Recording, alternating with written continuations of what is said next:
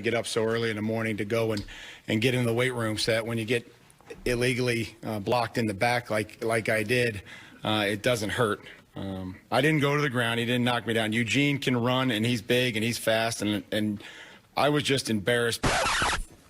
You were saying, Coach? Sorry, I jumped in there. So Mike was always the player that could actually give Belichick a hard time back, and he's smart and sarcastic, and he would go after Bill a little bit in the meeting, and if anything like this ever happened to a guy on the team, he'd be the first one, not only give him a hard time, but give him a hard time for weeks and months and years afterwards. So hopefully there's someone that gives him a hard time. You ever get dinged on the sideline?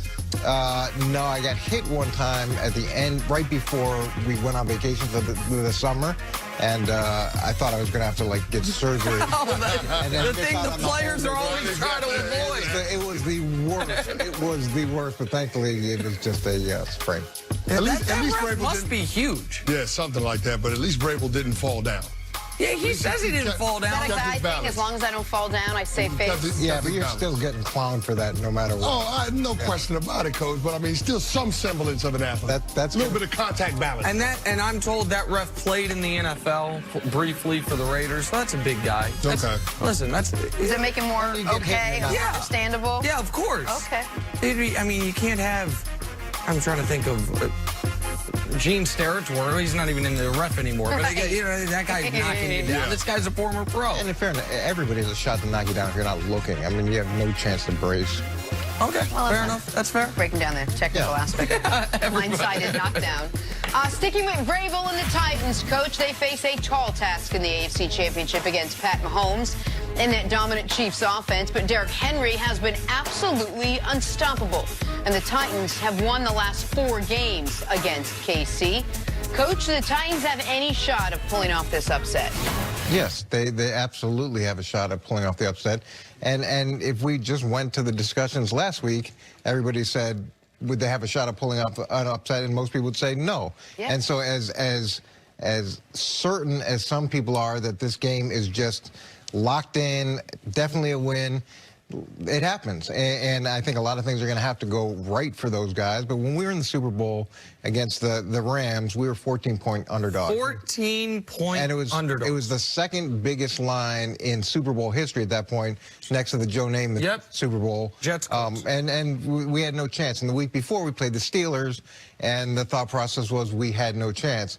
But that's not how it works. And the headline, I think, in New England the next morning, or after the Super Bowl, was that's why you play the game, and that's why you play the game. And you look at the last game, a lot of things went right for him. Yeah. Whether it was Derrick Henry's 68-yard touchdown, whether it was the fumble return for a touchdown, whether it was the 2 block field, a lot of things went right for him, and that's going to have to happen again because they are at a disadvantage.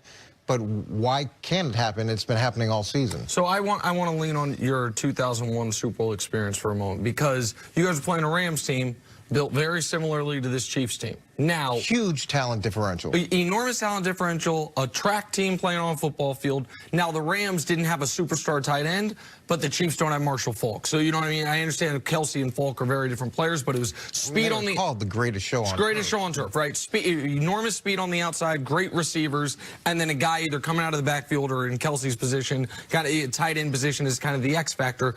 You guys held them into the teens, right? It was a 17-14 game. I can't remember. But I can't remember what it was. I think that's what it was. I don't know. Was that what it was? But so how?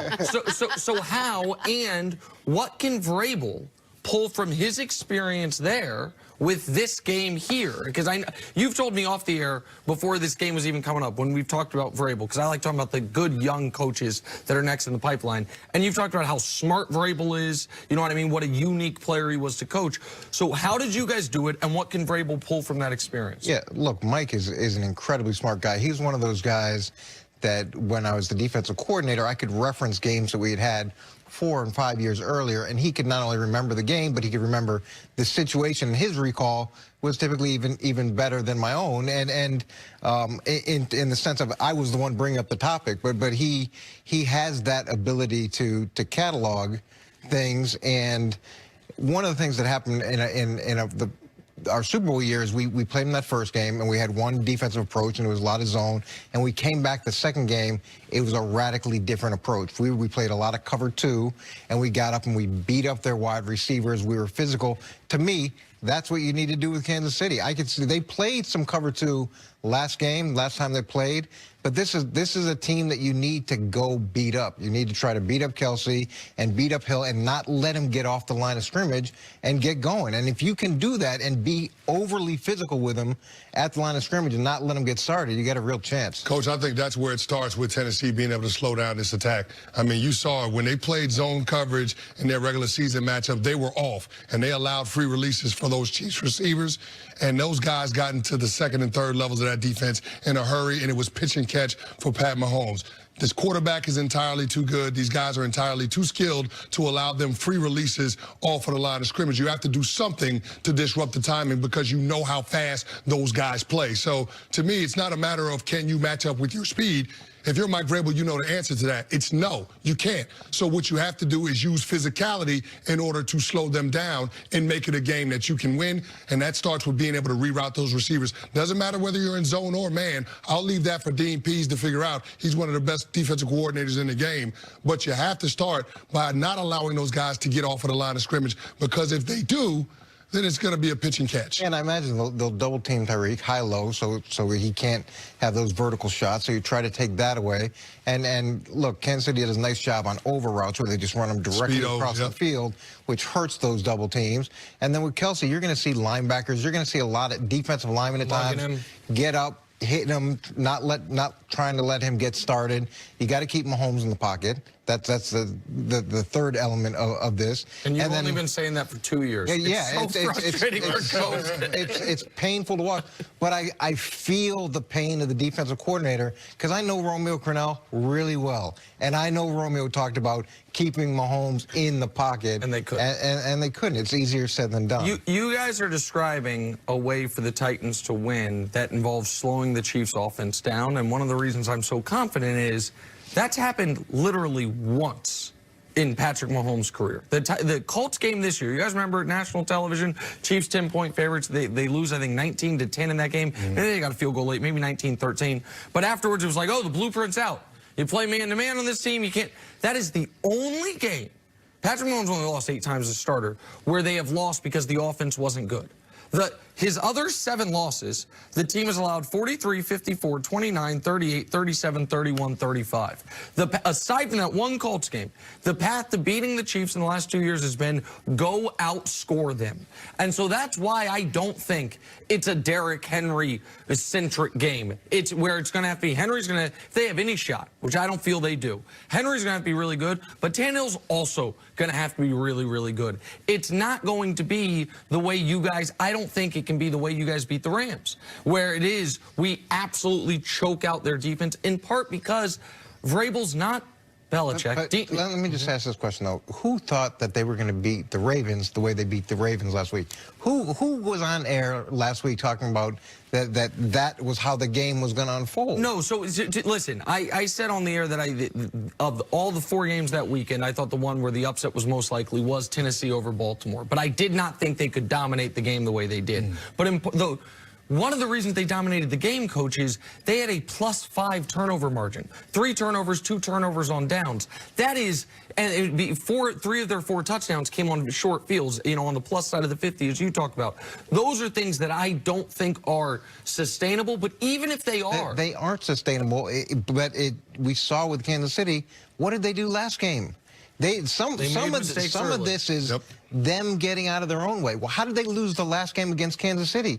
They had 2 field goals blocked. Yep. How did Kansas City lose last game against Kansas City? Yep. Yeah, they had 2 field goals blocked, and then they were on one of the blocked field goals, the punter tried to throw the ball and then got an intentional ground. You couldn't try to lose a game more than they did the last time. So I'm not saying that's going to happen, but I'm saying they've shown the ability to make those mistakes that could keep this other team in the mix. But the other element is that Tennessee has something that the Eagles had 2 years ago. They have this off the field emotional momentum, this nobody's believing in us, this we can do it, this why not us, that they can kind of ride. If you're a head coach who's taking your team this far, how much do you lean into that the way Doug Peterson did with the Eagles that year? Well, you hear them. You hear the guys in the locker room. You hear things they're saying.